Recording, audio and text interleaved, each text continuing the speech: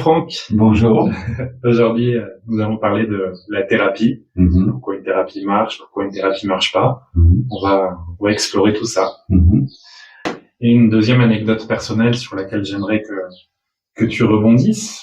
J'ai rencontré l'année dernière quelqu'un à Bali qui m'a raconté qu'il avait fait l'ayahuasca une fois par an depuis 20 ans. Et cette personne transpirait l'insécurité, le stress, le mal-être. Et j'ai aussi rencontré une autre personne qui l'avait fait une fois et pour qui ça avait changé sa vie.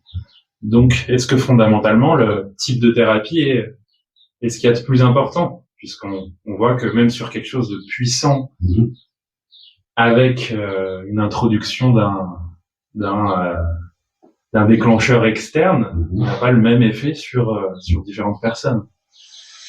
Disons que non, c'est clair. Dans les médecines traditionnelles, les psychotropes sont utilisés pour ouvrir des niveaux de conscience. Excuse-moi, juste, j'ai parlé de ça, mais je voulais élargir au général, pas que sur les psychotropes. Oui. Non, mais je vais partir là-dessus, mais on va parler pour justement le bon chemin, choisir le bon framework, tu sais, le bon terrain d'ouvrage. Parce que si tu veux construire un truc mais que t'es pas sur le bon terrain, voilà, t'as pas l'essentiel finalement. Tu peux rien construire. Si t'as que du sable au lieu d'avoir un terrain viable, voilà, ça le fera pas. Dans les traditions, les psychotropes sont vraiment utilisés pour ouvrir la conscience. Après, il n'y a pas d'addiction. Chaque fois qu'ils sont utilisés, c'est un instant religieux, sacré. On n'est pas dans la banalisation. Je prends ça automatiquement, voilà. Non, c'est une recherche personnelle profonde. D'ailleurs, pour l'ayahuasca, c'est plutôt violent, donc faut avoir envie de le faire. Mais justement, pour ces personnes que tu connais qui y retournent chaque année, oui, c'est clair que soit il aime vraiment l'ayahuasca et qu'il a envie d'y retourner chaque année, soit si il va prendre de l'ayahuasca pour avoir une transformation thérapeutique, mais qu'il y retourne toutes les années comme ça. Ce qui était marquant, c'est que cette personne transpirait l'insécurité, était rigide, était... Et justement, il a décidé, c'est ça en fait le problème. On parlait de lâcher prise, d'ouverture de conscience. Lui, il a décidé que c'était l'ayahuasca, je sais pas, parce que dans ses représentations mentales, c'est le truc par excellence qui va le sauver. Mais finalement, il y retourne, mais ça tourne en rond. Et finalement, il reste, alors, soit deux choses.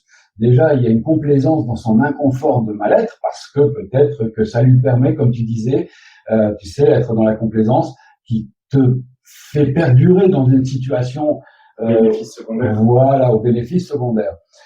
Soit, au contraire, l'ayahuasca peut pas l'aider parce que il a besoin d'un accompagnement différent, peut-être, pour comprendre ce qui se passe en lui. Parce que même, voilà, dans son comportement avec l'ayahuasca, peut-être qu'il est dans l'hypraconscience quand il est sous ayahuasca, mais en tout cas, il n'en fait rien parce que justement, il revient toujours au point de départ. Donc, soit c'est pas le bon truc, soit il lui manque quelque chose pour permettre de vraiment mettre à profit son expérience. Et peut-être que c'est pas la bonne expérience. Peut-être qu'il a besoin d'une expérience plus adaptée à qui il est vraiment, mais comme il est dans la rigidité, il a décidé que c'était comme ça. Et ça, c'est le propre, justement, du non-lâcher-prise. L'attachement de l'ego qui va te verrouiller dans un couloir alors que tu es au milieu d'une forêt magnifique. Ok. On va se quitter là-dessus cette fois.